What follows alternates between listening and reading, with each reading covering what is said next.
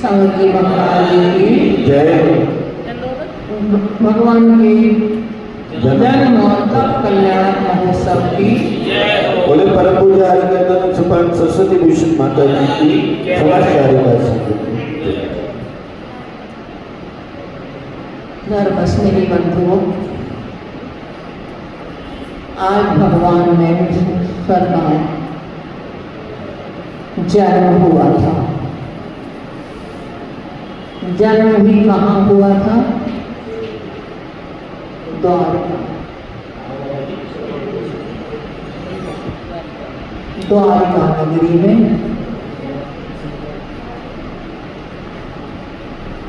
देवों ने समुद्र के बीच में द्वारका नगरी का निर्माण किया था, क्योंकि भगवान के यज्ञ तीर्थंकर बनना हो, उस आत्मा के गर्भ में आने के 6 महीने पूर्व से ही रत्न दृष्टि महल में प्रारंभ हो जाती है। द्वारका में जब भगवान नेमिनाथ गर्भ में आने वाले थे, उससे पूर्व देवों ने समुद्र के बीचों बीच 12 योजन के क्षेत्र में द्वारका नगरी का निर्माण किया और वह द्वारका नगरी में जहां पांडव अपनी रक्षा करने के लिए गए थे, अर्थात उस समय उनमें इतनी सामर्थ्य नहीं थी, उनके साथ में इतना दल और बल नहीं था, तो वह समुद्र के किनारे बैठ करके श्री कृष्ण महाराज ने तपस्या की 8 दिन तक और देवों ने प्रभु के आगमन का समय को जान करके और महाद्वारका की रचना की। समय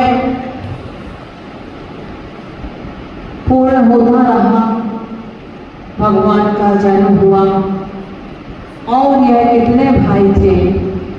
उनके पिता का नाम समुद्र विजय और माता का नाम शिवा देवी।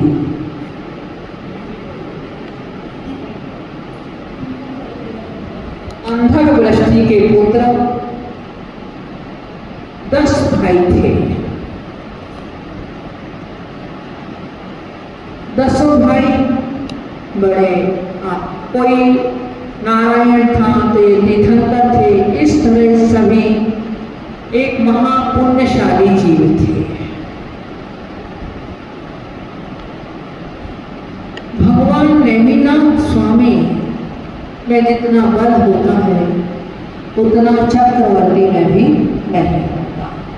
तीर्थंकर का बल, तीर्थंकर का वैभव एक अपने आप में अलग ही होता है।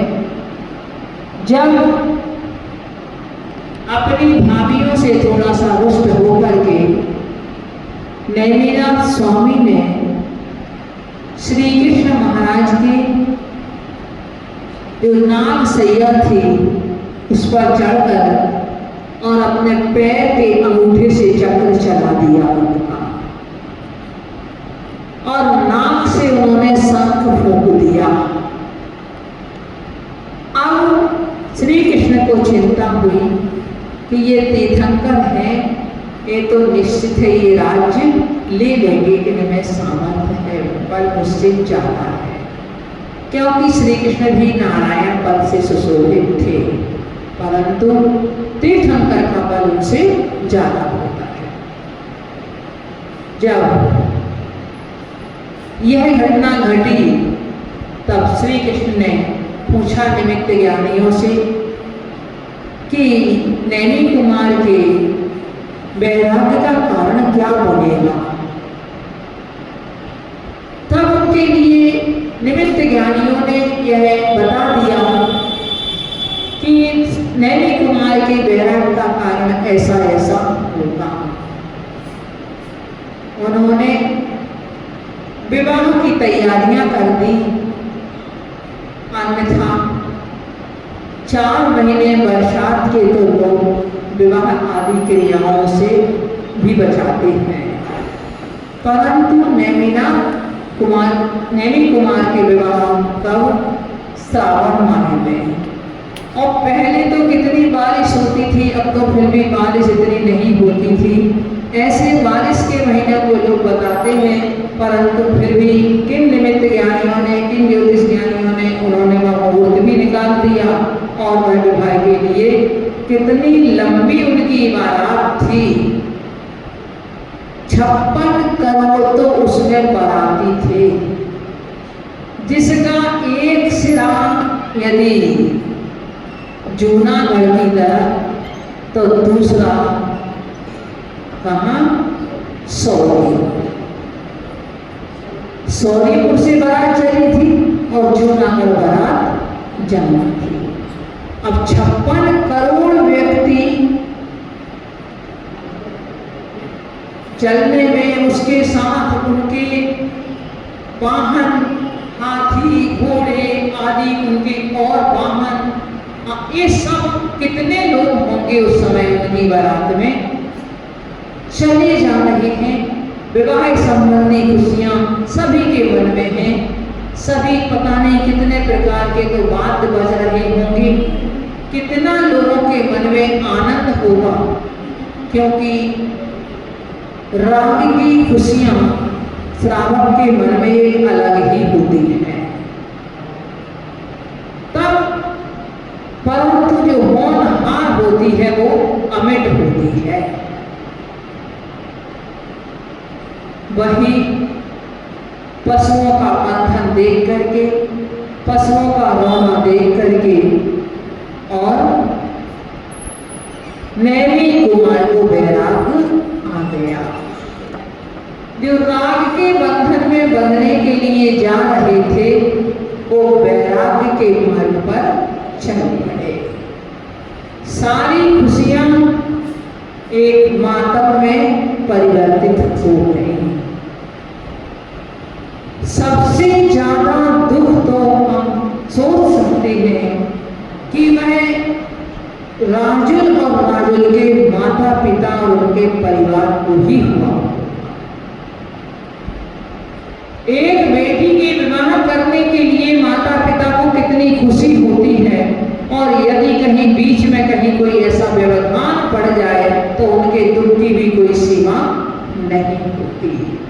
फिर भी नैमी कुमार तो चले गए गिरनार की ओर, पर राजुल के लिए माता पिता समझाते हैं कि बेटी कोई बात नहीं, हम तुम्हारा दूसरा विवाह कर देंगे। पर राजुल क्या उत्तर देती है? सती स्त्री का पति एक होता है। मेरी 9 भाव की प्रीति नैमी से थी। आज यदि नैमी कुमार जिस रास्ते पर गए हैं, जिस मार्ग पर वो बढ़े हैं, उस मार्ग पर ही अब मैं चलूंगी। अब मैं किसी दूसरे को अपना पति स्वीकार नहीं कर सकती। हमारा इतिहास इस तरह का है कि दीक्षा ले ली, विवाह के बंधन में बंधते बंधते भी, और जब विवाह का बंधन पहले ही टूट गया, बंधने के पहले ही, तो भी उसने किसी दूसरे को अपना पति स्वीकार नहीं किया। किंतु आज हम देखें क्या हो रहा है। हम अपने इतिहास को भूल करके आज तो बहुत जल्दी निर्णय ले लिया जाता है। कोई बात नहीं, अगर एक जगह एडजस्ट नहीं हो रहे हैं तो हम दूसरी शादी कर लें। माता पिता भी कह देते हैं, बेटियां भी इस बात के लिए अपने मन को तैयार रखती हैं। माने शील संबंधी कोई बात उनके दिमाग में नहीं है। और आप देखो, कई बार जो वकील हैं उन्होंने बताया, माता जी 3 दिन में केस हैं तलाक के। किस एक बेटी विवाह के तुरंत बाद, क्योंकि घूमने का है, तीर्थ यात्रा का नहीं, अब तो किसी हिल स्टेशन में वो भी जाना है घूमने के लिए, उस बेटे को पता नहीं क्या हो गया और वो कुछ अजीब सी हरकतें कर रहे हैं। लड़की ने आकर के कह रही है अपने माता पिता से, मैं इसके साथ नहीं रह सकती। अरे कहीं कोई इलाज हो सकता है, कोई बीमारी हुई हो, कुछ कारण बना हो, उसका इतना भी इंतजार नहीं कि हम उसका इलाज करने का इंतजार करा लें। एक बार जिसको पति के रूप में स्वीकार कर लिया है, क्या एक ऐसी चीज हो गई कि आज करो कल छोड़ो, आज करो कल छोड़ो, ये क्या किया है हमारी समाज में? कैसी परंपराएं हमारी समाज में चल रही हैं। पहले तो अगर मान लो किसी की इतनी अधिक मजबूरी किसी की होती थी, भाई पूरा जीवन निकालना है, वो करना है, तो उसके कारण से लोग उसके परिवार को बंदिश लगा देते थे। भाई अभिषेक नहीं कर सकता था, भाई पूजा नहीं कर सकता था। यदि कोई नारी इस तरह से अपना विवाह दूसरा विवाह कर लेती थी, या कोई पुरुष दूसरी विवाह की नारी के साथ में अगर कर लो, वो विवाह भी कर लेता तो वो इन सब क्रियाओं से वंचित हो जाता था। ये सामाजिक बंधन था, परंतु सामाजिक बंधन की बात तो दूर है, हमारे मन में जो अपने सील के प्रति, अपने चरित्र के प्रति एक बंधन होना चाहिए था। हमारा इतिहास क्या है, हम किनके अनुयायी हैं? हम भी उन्हीं राजल के अनुयायी बन सकते हैं, हम भी उन्हीं नेमी कुमार के अनुयायी हैं। हम कहते हैं बड़ी शान से कि हमारे 24 तीर्थंकर हैं, हम जैन हैं और हमारे जैन के 24 तीर्थंकर हैं, परंतु हम उनको तो मान रहे हैं पर उनकी नहीं मान रहे हैं। अगर आपके भाग्य में सुख नहीं होगा तो चाहे आप 1 नहीं 4 कर लो, 10 कर लो, परंतु उसके बाद भी आपको सुख नहीं मिल सकता। कहीं ना कहीं तो हमारे लिए स्वयं को अपने भावों में परिवर्तन लाना होगा, अपनी कसायों को कम करना होगा, अपने अभिमान को कम से कम में थोड़ा सा गिराना होगा। यदि हमारा अभिमान हिमालय की चोटी से भी ऊंचा हो गया तो समझो घर में कभी समझौता नहीं हो सकता। ऐसी केस लोगों की, वह लड़की कहती है, अरे मैं इससे ज्यादा पढ़ी हुई हूँ, मेरी सैलरी इनसे ज्यादा है, मैं क्यों झुकूं? क्यों झुकूं मैं उनके आगे? अरे भाई, पढ़ाई का तात्पर्य ये नहीं है कि आपने यदि पढ़ाई की है तो आप उसका अभिमान करो, उस पढ़ाई आपने वैवाहिक बंधन में आप बंधे हो, आप दोनों ने एक दूसरे को जीवन साथी के रूप में स्वीकार किया है। अगर कहीं कोई एक पहिया कमजोर होता है तो दूसरा मजबूत आप हो, तो आप दोनों मिलकर के उस गृहस्थी रूपी गाड़ी का संचालन कर सकते हो। जीवन साथी का मतलब तो ये होता है, जीवन साथी का मतलब यह नहीं होता कि अगर कहीं कोई कमजोर है, अरे पहले स्वीकार करते इस बात के लिए, पहले ही उसका डिसीजन वैसे लेते। अब यदि आपने स्वीकार कर लिया है तो फिर तो चाहे प्राण चले जाएं, परंतु हमारे लिए अपने इन निर्णयों को बदलना नहीं चाहिए। कम से कम जो ये डिवोर्स के केस इतने हो रहे हैं, इनको बचाने के लिए हमारी माताओं को भी चाहिए कि वो अपने बच्चों के लिए इस तरह से संस्कार दें कि बेटी तुम्हारा घर अभय है, अब मैं तुम्हारा नहीं हूँ, अब तुम्हारा घर तो वो है, तुमने जन्म यहाँ जरूर लिया है, परंतु जन्म लेने के बाद में तुम्हारा घर दूसरा है, तुम्हें अपना जीवन दूसरी जगह व्यतीत करना है और वहाँ तुम कैसी भी तुम्हारी परिस्थिति आए, तुम्हें वहाँ उसमें हर परिस्थिति में एडजस्ट होना है। आपके लिए ये नहीं कहना है अपनी बेटियों से कि बेटा जरा सी परेशानी हो तो फोन कर देना, लेने आ जाएंगे, हम लेने आ जाएंगे, या आप छोड़ करके चली आना, कोई बात नहीं, हम दूसरा विवाह कर देंगे। ये सब जो हमारी समाज में विकृति हो रही है, हम लोगों में ये जो विकृतियां आ रही हैं, इसका परिणाम आगे क्या होगा आप सोच सकते हो? इनके दुष्परिणाम हमारे लिए स्वयं को भोगना पड़ेंगे। वो माताएं अपनी बेटियों के लिए डिवोर्स करने के लिए, तलाक करने के लिए तो उनके लिए प्रेरित कर देती हैं बहुत जल्दी, छोटी छोटी सी बातों में कई बार, और परंतु क्या वो उनके जीवन की सुरक्षा कर पाती हैं? फिर उनका जीवन कटी पतंग की तरह हो जाता है, ना यहाँ से और ना वहां से। जिस तरह वह कटी हुई पतंग कहाँ जाएगी, किस गड्ढे में गिरेगी, किस नाली में जाएगी, कुछ पता नहीं रहता। इस तरह से उस बेटी का जीवन आप स्वयं अपने हाथों से बर्बाद कर देते हो।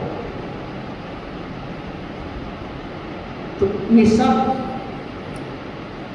चीजें यद्यपि कुछ कहने की नहीं थी, क्योंकि ये तो हमारे यहाँ सील और चरित्र की बात नारी की प्रारंभ से है और एक उनके स्वभाव में है, उनके अपने आप में नेचर में है।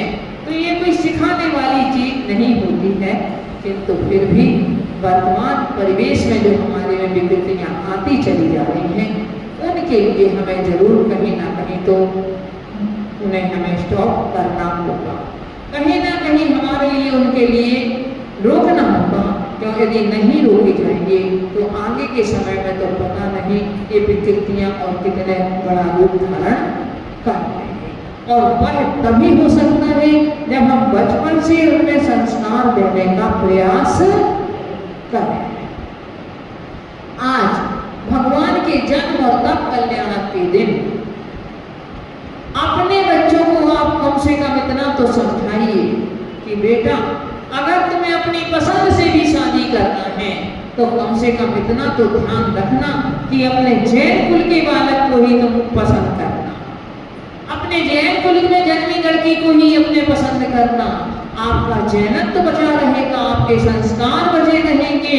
किंतु यदि आपकी बेटी चली गई, आपके घर में बहू आ गई, अब आप उस दिन से सोच नहीं सकते कि हमारे परिवार में हमारे जैनत्व के संस्कार कितने रहेंगे, कितने नहीं रहेंगे। ये तो यदि कोई पुण्य आत्मा हो कि उसमें आकर के वह अन्य परिवार में उत्पन्न हुई बालिका भी अगर वो कहीं अपने संस्कार को पाल लेती है तो ये तो आपका बड़ा सौभाग्य की बात होगी कि उसने आपके परिवार में आकर के और आपके संस्कारों को पालन कर लिया और अपने पुराने संस्कारों को छोड़ दिया।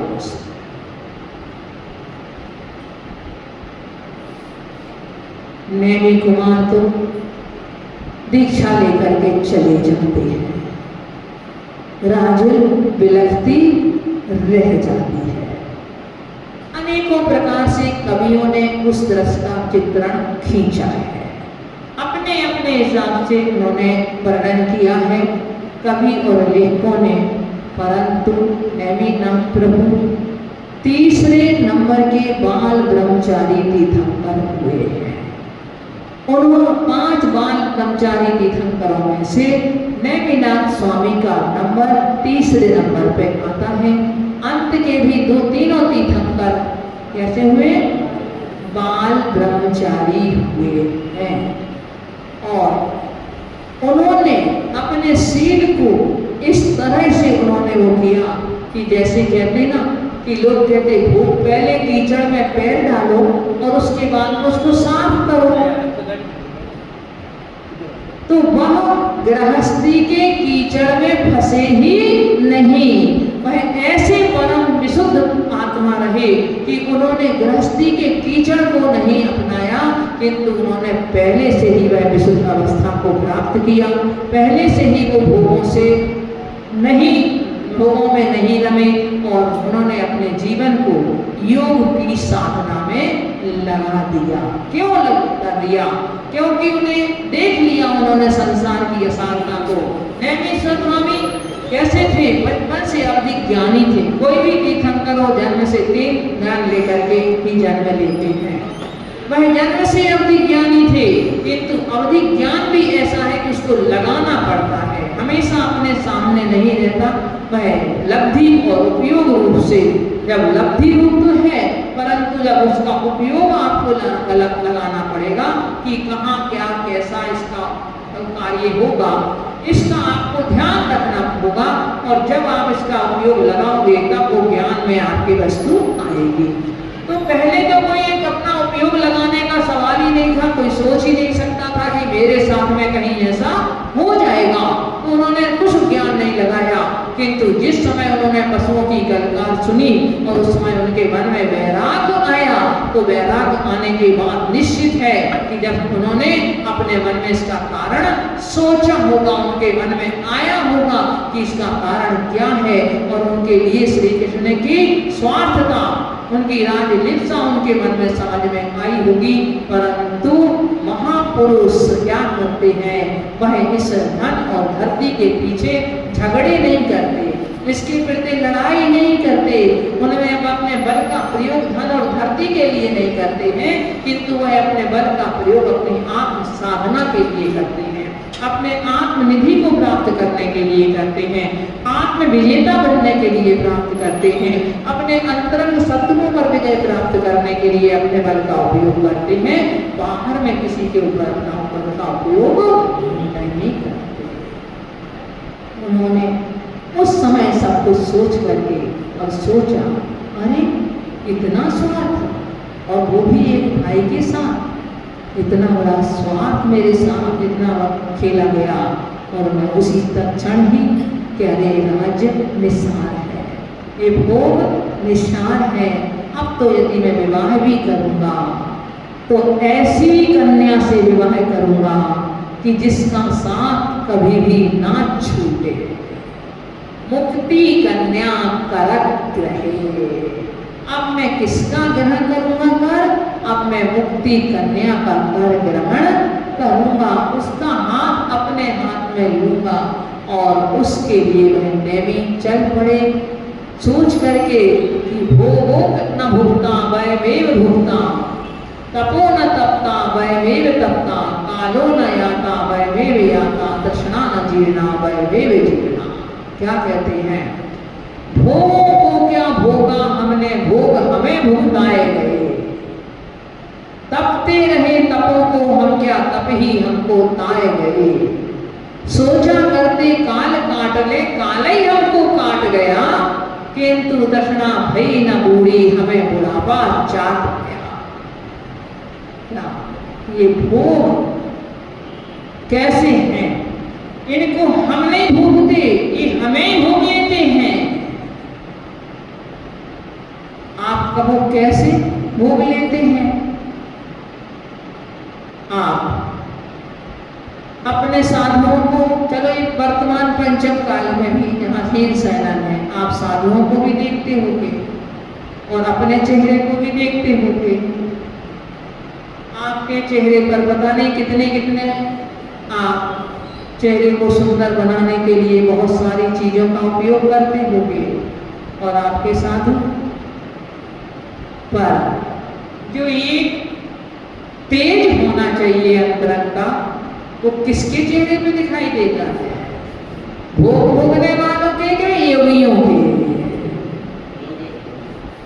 क्यों, आपने भोगों को नहीं भोगा, भोगों ने आपको ही भोग लिया, आपके अंदर की शांति को खत्म कर दिया। ये तो अग्नि की लौ में घी डालने के सदृश है, जितना जितना भोगते चले जाओगे उसमें कमी आने वाली नहीं है, और हमारी तृष्णा बढ़ती चली जाती है। तृष्णा कभी बूढ़ी नहीं होती, शरीर बूढ़ा हो सकता है परंतु तृष्णा कभी भी बूढ़ी नहीं होती। जो जो बुढ़ापा आता है हो सकता तृष्णा और जवान होती चली जाती है। तो यह जब मौनीश्वर सोचते हैं कि अरे इन भोगों में कोई सार नहीं है, मैंने पता नहीं कितने कितने भवों में और किस किस तरह के भोगों को मैंने भोगा है, आज मैं सारे देवोपनीत भोगों को भोग रहा हूँ, मेरा आहार आदि सारा का सारा देवोपनीत है, वस्त्र आदि जो कुछ भी मेरे पास सामग्री है सब देवोपनीत सामग्रियां हैं। ऐसे भोगों को भोग करके भी, चक्रवर्ती के भोगों को भोग करके भी, और कभी यदि नहीं संतुष्टि हुई तो उसे कभी भी संतुष्टि नहीं हुई। ये भोग तो ऐसे हैं, ऐसा सोच करके, और यदि किसी ने चक्रवर्ती का राज्य भी उनके लिए मिल गया तो भी उन्हें शांति नहीं मिली। यह राज्य लिप्सा भी ऐसी है। ऐसे स्वार्थी जगत को हम पहले ही क्यों ना छोड़ दें, और वह इस संसार से विरक्त होकर के वह चले गए संसार से, शरीर से और भोगों से, तीनों से ही वैराग उनके मन में आया और जाकर कहाँ पहुँचे? वह गिरनार ऊर्जैन गिरी की तलहटी में जाकर के, वहां जाकर के वह पहुंचे। ऊर्जैन गिरी पे जाकर के उन्होंने जाकर के तपस्या की और तपस्या करके संपूर्ण कर्मों को छिपा दिया। प्राय करके सभी तीर्थंकरों ने अपने जन्म के दिन ही वैराग्य लिया है। जैसे आज आप बर्थडे मनाते हो सकता उस समय भी जन्म उत्सव मनाया जाता हो, और जन्मोत्सव मनाते मनाते उनके लिए वही वैराग्य आ जाता है। और जैसे ही तीर्थंकरों के मन में वैराग्य की भावना जगी और यहाँ के उनके परिणामों की घंटी वहाँ कहाँ लौकांतिक देवों तक बज जाती है, लौकांतिक देवों को भी समाचार पहुँच जाता है। वह तुरंत अपना राज छोड़ करके, वहां से स्वर्गी को छोड़ करके और वहां से यहाँ उपस्थित हो जाते हैं उनके वैराग्य का वर्धन करने के लिए। हे प्रभु, आपने बहुत उत्तम काम किया है, इस संसार में फंसने में कोई फायदा नहीं है। और वह लौकांतिक देव आकर के उनके वैराग्य को वृद्धिंगत कर देते हैं और वही लेकर के वही राज, वही सब कुछ, वही उत्सव सब कुछ था, किंतु अब श्रद्धा में, अब उनकी दृष्टि में सब कुछ निस्सार लगने लगा। सब कुछ निस्सार उस समय हो जाता है और कदम बढ़ जाते हैं मुक्ति कन्या का कर ग्रहण करने के लिए।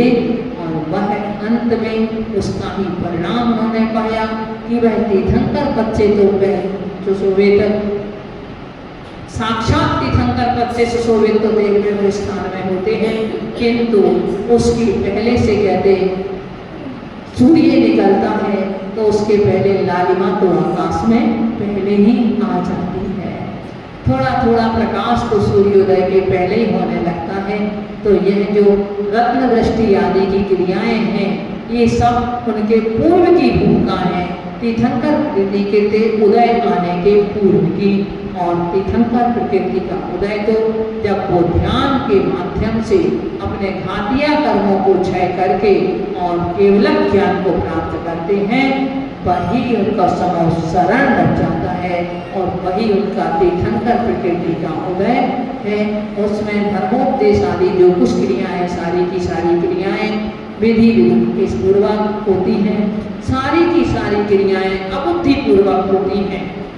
उन्हें वहाँ क्योंकि वीतरागता उत्पन्न हो चुकी है, वह सर्वज्ञता भी उनमें आ गई है, तो हितोपदेश देने के लिए वह समोसरण की रचना कुबेर करता है। और कुबेर समोसरण की रचना करने के अनंतर वहाँ सबके लिए, संसार के सभी प्राणियों के लिए धर्मोपदेश देने की व्यवस्था बनाता है।